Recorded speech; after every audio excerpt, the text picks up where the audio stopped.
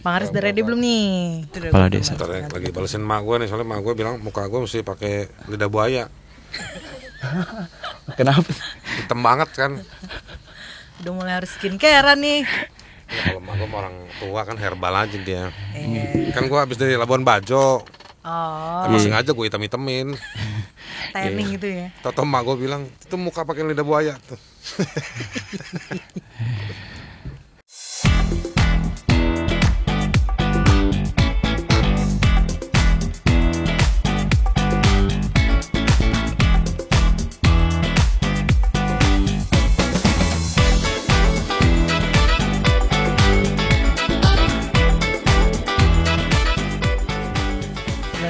Kita bersama Bang Haris Azhar, boleh? Betul.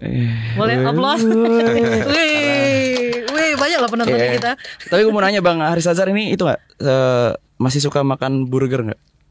Masih. Karena masih kan di burger ada hamnya biasanya. Oh. Bahaya sih. Oke. Aktivis HAM teman-teman. Iya. Ya dan selamat atas kebebasannya Bang Haris. Masih dikasasi. Masih dikasasi. Iya, tapi yang Tapi kemarin kemenangan kemarin tuh penting. Meskipun belum final ya putusannya ya. Iya. Karena masih di-challenge lagi sama si pihak kejaksaan. Tapi kita pengen nanya kabarnya dulu nih Bang. Iya. Kemarin kan habis Nah, vonis itu. bebas gitu, gimana kabarnya pasca setelah panjang banget nih dari awal kasus 2021 kan sampai 2024 awal tahun. Belakangan sih udah kayak kebiasaan ya, tiap Senin ke pengadilan gitu. Udah gak berasa ada kasus gitu.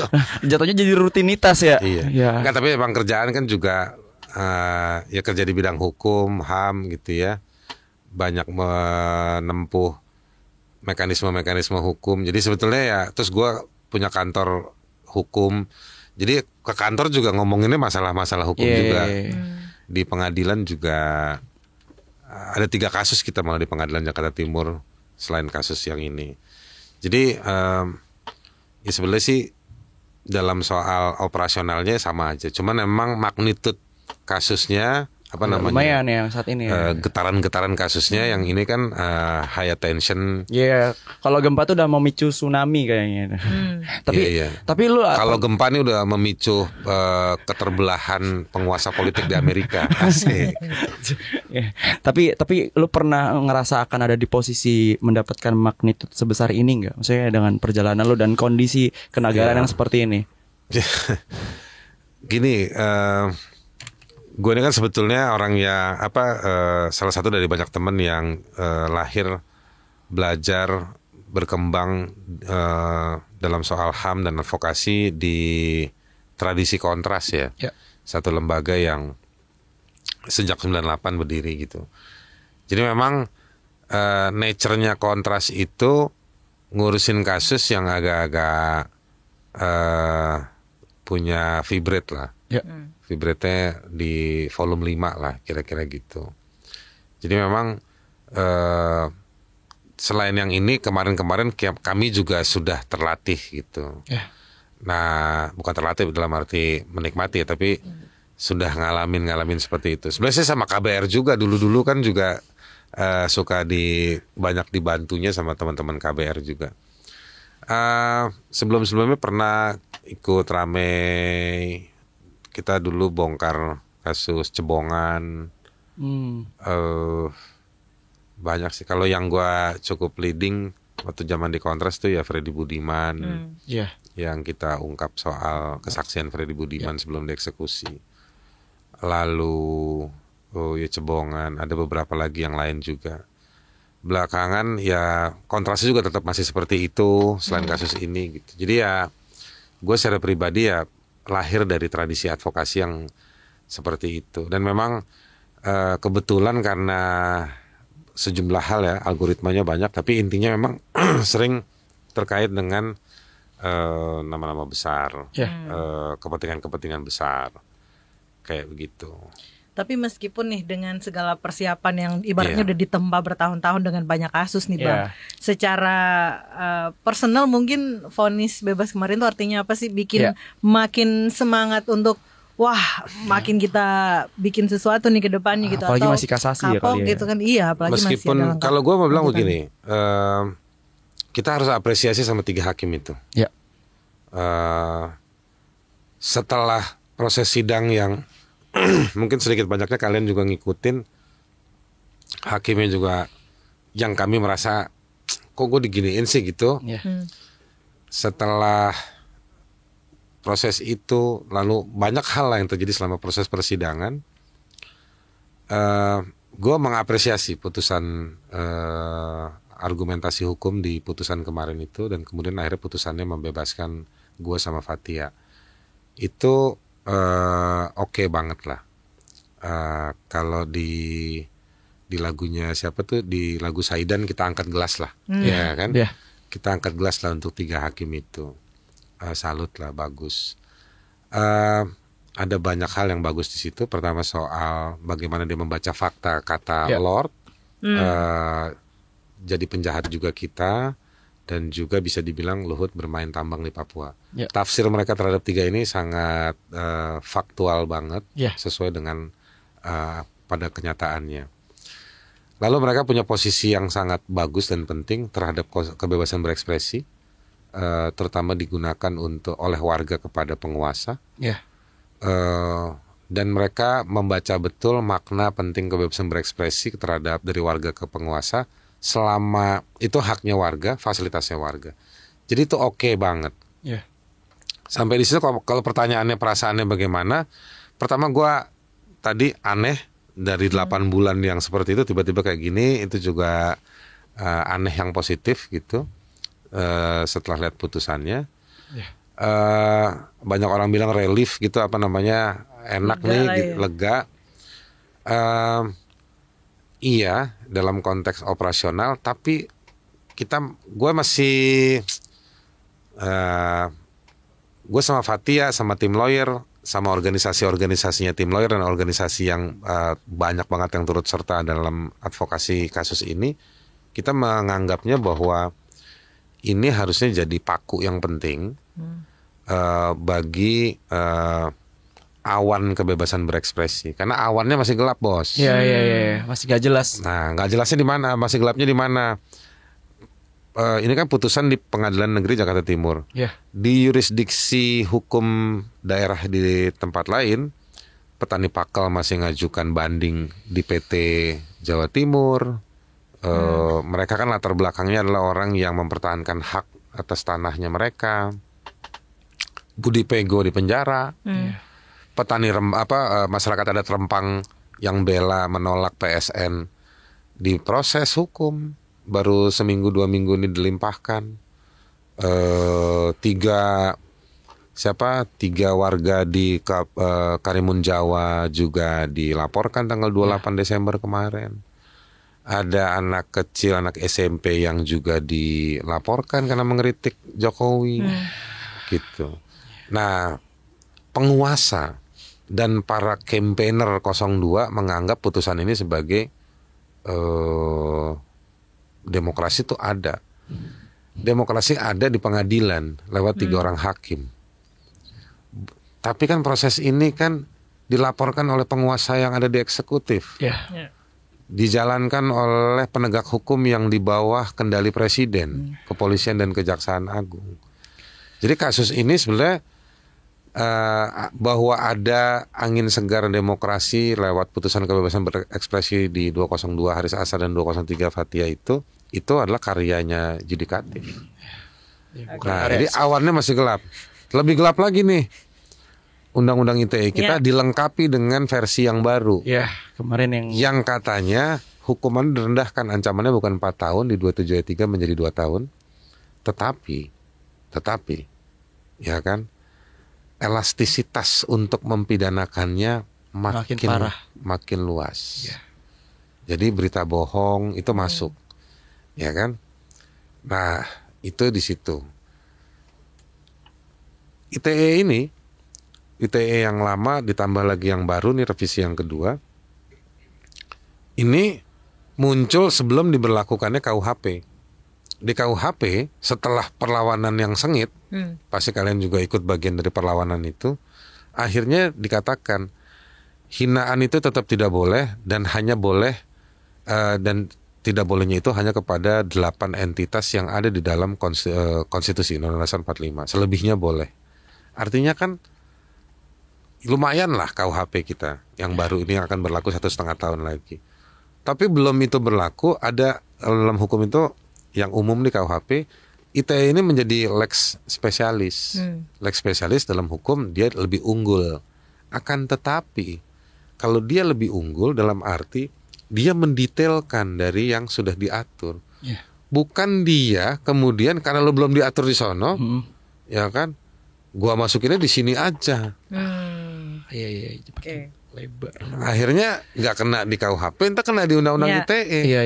Tetap ya. Terus jadi nggak ada yang terbaharui, tidak ada reformasi KUHP dong. Dia tetap negara tetap merepresentasikan kerja-kerja kolonial sebagai simbol, kata kolonial itu sebagai simbol bagaimana represinya negara. Nggak melalui KUHP tapi melalui undang-undang yang lain. Nah, buat kita yang ada di warga, di masyarakat sipil, ya mau KUHP mau apa, kita nggak jadi terlimitasi. Makin kita sulit. terancam tetap makin sulit. Nah, jadi situasinya kayak begitu awan gelapnya. Makin sulit ya buat gue bikin konten nanti. Jadi Tapi begini Pak, ada celahnya. gue mau jelaskan begini. Kebebasan berekspresi itu adalah turunan dari kebebasan berpikir. Kebebasan berpikir itu absolut sifatnya. Nggak ada yang nggak bisa polisi datang tentara terus ngajak orang tuanya tentara, ngajak orang atau misalnya siapapun gitu ya, wakil presiden ngajak pamannya dari MK gitu maksa lo untuk tidak berpikir, kan nggak bisa. Lo diam-diam bisa berpikir kan. Nah, itu sesuatu yang disebut absolut karena dia melekat sama diri lo. Nah, turunannya di kebebasan berekspresi. Jadi harusnya alamiahnya, otomatisnya, jika ada sesuatu yang menurut alam pikir lo itu nggak benar, ya lo boleh berekspresi selama ekspresi itu nggak mengganggu orang lain, terutama dalam soal fisiknya. Nah, boleh melakukan sebebas-bebasnya kalau memang itu terkait dengan kepentingan publik, terkait dengan pejabat publik, terkait dengan kebijakan publik. Maka itu tugasnya warga. Gitu, malah kudu. Jadi lu jangan merasa bahwa gara-gara undang-undang, karena undang-undang itu kan bagian dari kebijakan publik. Betul nggak? Atau dia menciptakan satu situasi kepentingan bersama, kepentingan publik. Nah, oleh karenanya hak asasi manusia itu dia melampaui hukum.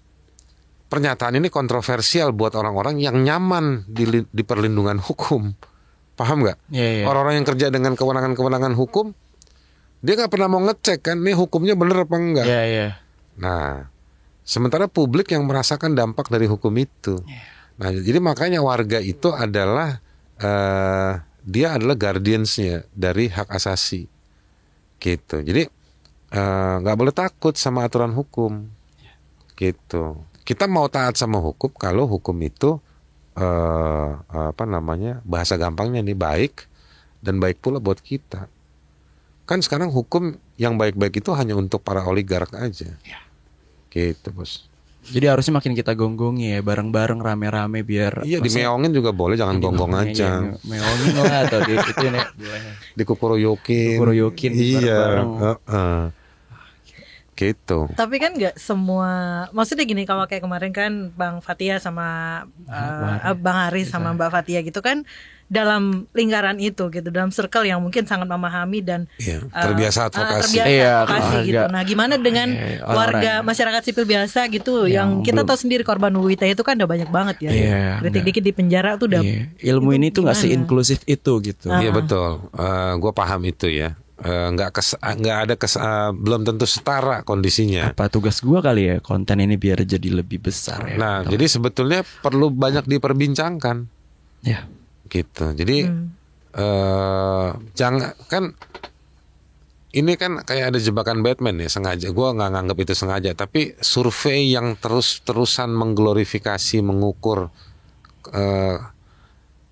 ketakutan dan kekhawatiran warga, kan banyak surveinya tuh. Warga takut. Ya udah cukup sekali 2 kali udah. Habis itu dibuka ruangnya.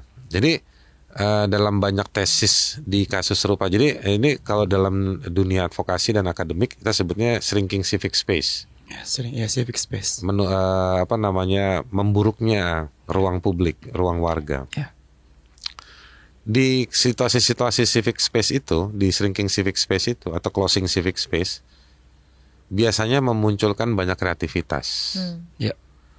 Nah, jadi maksud saya kepada teman-teman, Anda ini kan seperti nabi ya, yang seperti Socrates.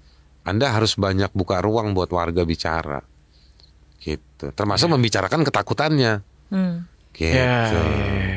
Tapi ini sebenarnya jadi percakapan yang makin besar, tapi di waktu bersamaan juga kita bisa mengakalin civic space yang semakin buruk itu ya. Iya. Dari undang-undang yang kayak bahkan ini katanya di UUT yang terbaru, kita ngerti kepala desa pun bisa akan ada banyak korban di situ. Kita kan nggak bakal bisa ngejangkau teman-teman sampai di bawah-bawah. Pasti mereka pun punya drive untuk bersuara gitu. Tapi dia tidak punya kemampuan untuk crafting, cuma bisa ngeluh buat bisa memperjuangkan aspirasinya, cuma bisa ngekritik. Aduh, seret.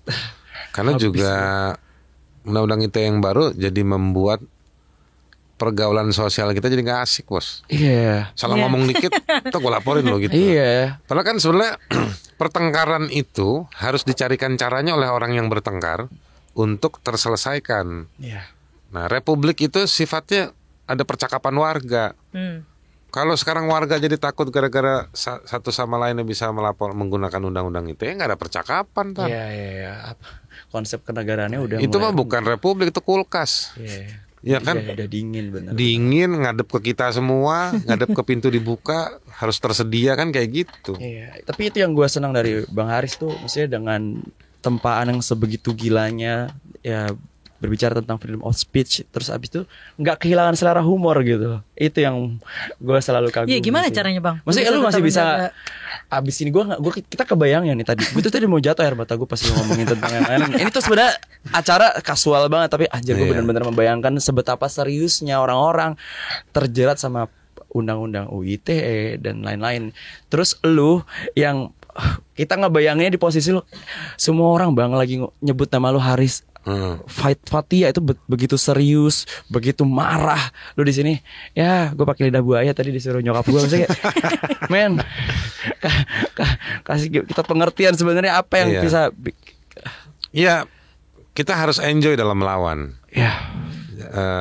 Bukan jadi nggak serius. Iya. Serius. Tim kita nih semua nih, tim kasus Haris Fathia ini serius banget. Iya. Itu tim lawyer itu kalau mau pingsan dia pingsan kali itu. Yeah. Pada hari pembacaan pledoi kan sebenarnya beberapa orang kalau kalian lihat di YouTube tuh, di YouTube Jakarta Nikus tuh mukanya udah pada kiclep semua tuh. Karena capek. Jadi serius. Tapi maksud gua spiritnya serius, kualitinya serius, digarapnya serius, tapi menjalaninya juga harus fun. Iya. Melawan itu harus fun. Tapi sampai sejauh apa kata enjoy itu sendiri spektrumnya? Karena banyak banget reformasi dan lain-lain, perubahan tuh akhirnya diciptakan dengan hal yang akhirnya teriakan, jatuh, korban dan lain-lain. Sampai sejauh apa enjoynya itu? Itu gua nggak bisa menjawab pertanyaan bagus itu. Tapi gue mau bilang begini, ya kita jangan depresi, karena kalau kita depresi dengan agenda kita, sebenarnya yang menang bukan kita, yang menang orang yang lu mau lawan. Ya, jadi kita udah dapat cywar duluan sebelum perang. Betul. Kan? Ya makanya orang tuh kalau aksi itu umum kan, nyanyi, selain buat semangat, sebenarnya buat melawan ketegangan itu. Buat gue yang akhirnya bikin konten ngejulitin rezim, maksud gue paling benci akhirnya dengan kata-kata lah nggak bahaya karena itu adalah bentuk ekspresi dari ketakutan kita yang sangat nyata. Itu yang harusnya dihapuskan. Kita mesti bedain bos antara kesadaran kolektif dengan gerakan sosial. Yang sedang menyebar, sedang meluas ini adalah kesadaran kolektif. Orang sadar bahwa ada represi sekarang. Orang sadar. Nah, gue menganggap bahwa sosial media itu makin biasa. Nah, itu dia bukan lagi bagian dari gerakan sosial. Sosial media itu adalah kesadaran kolektif. Yang lagi juga disusupin sama kepalsuan kolektif. Ya kan, buzzer yang mengorkestrasi segala macam. Nah, jadi tapi itu bukan gerakan sosial. Ya. Nah, ada lagi namanya gerakan sosial. Gerakan sosial itu seperti masyarakat sipil, dia harus beradab. Tujuannya juga tujuan-tujuan yang demokratik. Ya. Dia harus merepresentasikan satu proses yang memenuhi standar-standar adab. Jadi nggak boleh melakukan kekerasan kayak gitu-gitu, nggak boleh. Nah, proses ini jika dilakukan terus-menerus dan meluas, ada pembagian peran, itu yang disebut dengan gerakan sosial. Yeah. Nah, orang kayak lu misalnya bikin konten segala macam, pertanyaannya, lu menyediakan bahan buat kesadaran kolektif, atau lu adalah ekspresi dari gerakan sosial? Itu yang coba gue renungkan sih harusnya. Nah, itu yang harus distrategiskan, misalnya kayak begitu. Kalau gue cuma akhirnya bikin konten, abis itu ya udah sampai di situ, ya kan akan cuma jadi ke gue doang. Tapi kalau gue coba menyadarkan teman-teman yang di bawah nih, atau ya bisa bikin sesuatu yang ngebuat diri dia jauh lebih aman, tapi tetap bisa berekspresi, mungkin itu bisa jadi gerakan sosial. Itu jadi modal. Iya. Jadi terkoneksi. Lo ngasih gue drive untuk turun-turun tiba-tiba ini. Apa gue jadi Pandawara Group versi freedom of speech gitu ya, gimana?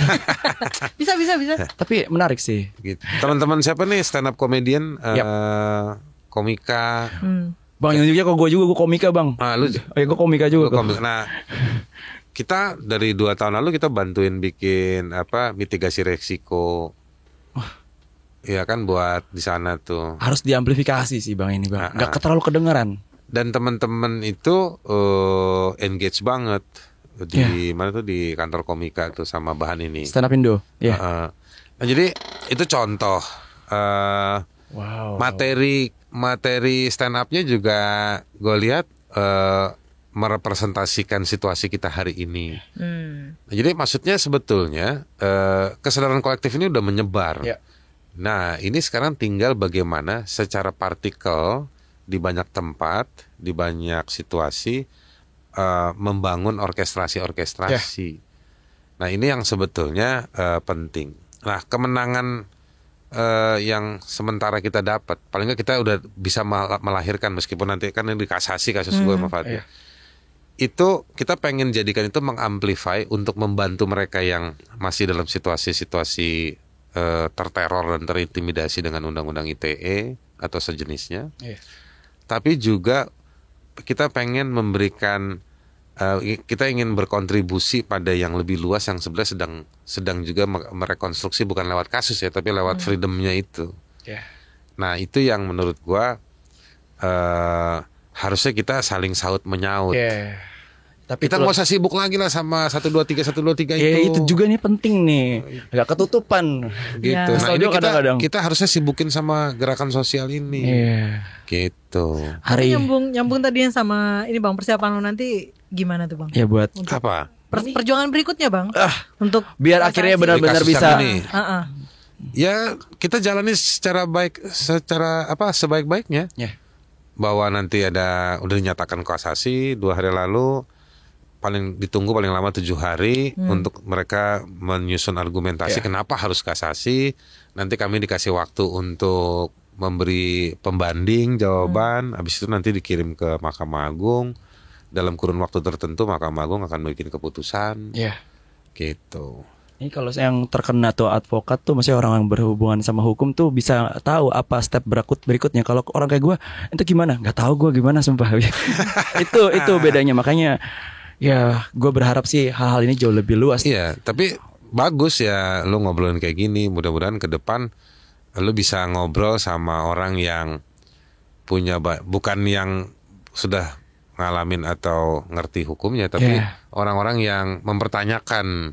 Mesti banyak orang-orang yang mempertanyakan di forum-forum seperti ini, gitu. Tapi itulah tadi yang gue bilang, Bang Haris tuh selalu gue kagumi, karena tadi dia bilang dia masih sempat terpikir untuk gimana ngebebasin yang lain, sementara kasus dia bebasnya tuh pun belum absolut. Ini masih ada perjuangan. Ini kita belum bisa nih nyalain ngekerkin konfeti, belum bisa nih. Setelah ini baru. Ini maksud gue itulah artinya pahlawan benar-benar gak pakai jubah kadang-kadang. Ya gue pikir ini harus disebarkan spirit kayak gini biar nggak cuman lu doang yang akhirnya kayak kalau seumpama semua orang bersuara penjaranya nggak nggak cukup gitu buat masukin kita semua gitu. Jadi benar. Jadi ini Kan perlu udah masal gitu. over Iya. juga kan. Makanya kalau kita bareng-bareng lah. Oke kayaknya kayak cuman perlu caranya adalah numbers yang disadarkan. Gua nggak tahu sih. Bergerak bersama-sama. Ya.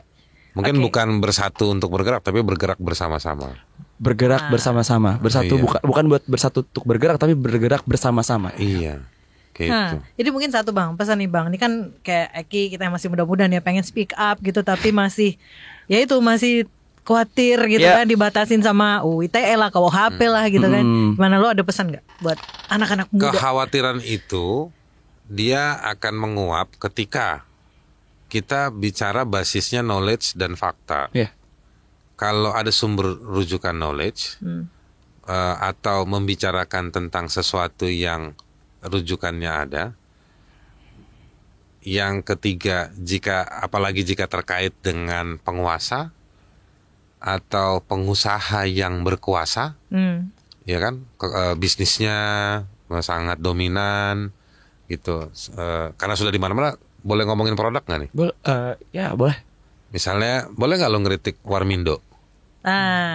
Itu yang disponsorin oleh satu produk besar. Iya. Yang sangat 10-20 besar orang terkaya di Indonesia. Itu contoh bagaimana pengusaha yang berkuasa. Berkuasa itu nggak perlu formal, tapi real di market juga bisa. Nah, jadi ketika lu punya knowledge dan atau lu punya faktanya, ya kan, dan terkait juga soal fakta tadi, soal knowledge tadi, terkait dengan mereka yang berkuasa, penguasa dan pengusaha, maka menurut gua represi itu adalah represi ketakutan mereka. Ya. Gitu. Knowledge dan fakta. Knowledge, fakta, dan terkait dengan kepentingan publik yang terancam oleh si penguasa. Penguasa yang berkuasa. Apakah itu penguasa pemerintahan, politis ataupun penguasa bisnis. Maka nggak ada lagi yang perlu ditakutkan. Bahwa ada represi, disomasi, di inbox, iya kan? Tapi nggak semudah itu, Bang. Nggak, itu gua kasih puzzle-puzzlenya. Connecting puzzle-nya itu psikologis. Di situ lu down. Iya. Waktu dapat baca inbox itu lama lu pegang HP lu. Padahal sebetulnya itu ya udah lu boleh, tapi kan gue juga boleh cuekin punya inbox lu itu. Nah, yang berikutnya dia ngancem. Fisik misalnya. Nah, kalau ancam fisik, yang salah siapa? Ya kan? Nah, jadi ada lagi settingannya, semua gangguan itu untuk menyibukkan lu. Yang kemudian lu nanti berpikir, iya ya, daripada gue sibuk urusan begini, udah gue tinggalin aja lah. Gue gak mau terusin lagi urusan yang kayak gitu. Benar. Sebenarnya itu strategi cywarnya aja. Ini lo ngomong kayak gini di kepala gue tuh contohnya nyata banget. Ini tanggal sekian karena kayak yang inbox itu gue pernah dapetin. Didatengin pernah.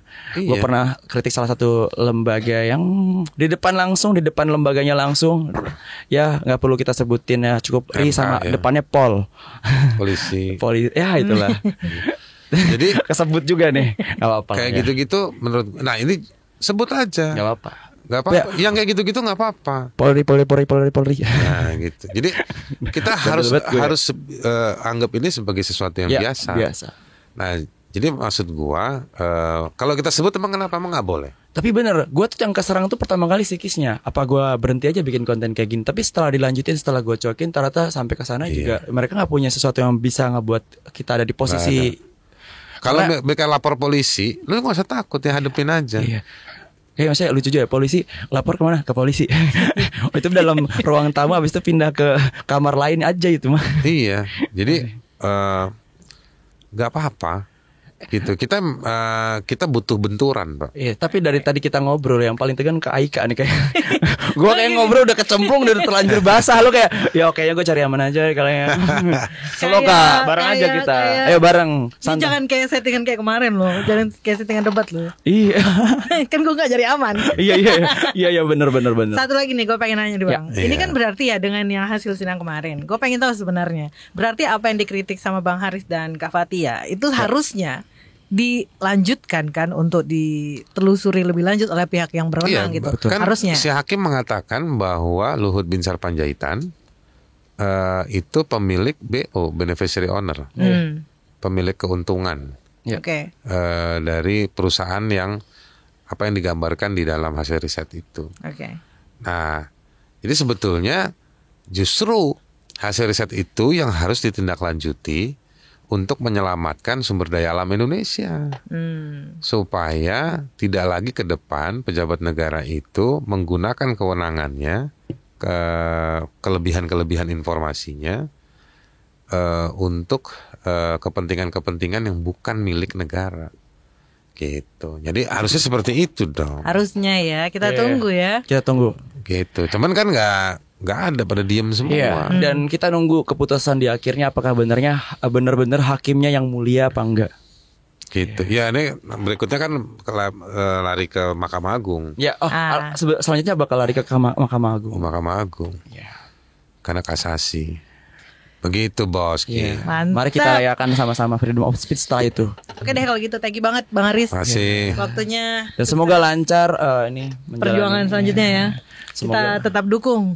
Ya Republik lagi nggak lancar, warganya harus bekerja supaya lancar. Ya, gue suka. Oke, thank you. Thank you. Thank you Bang Haris.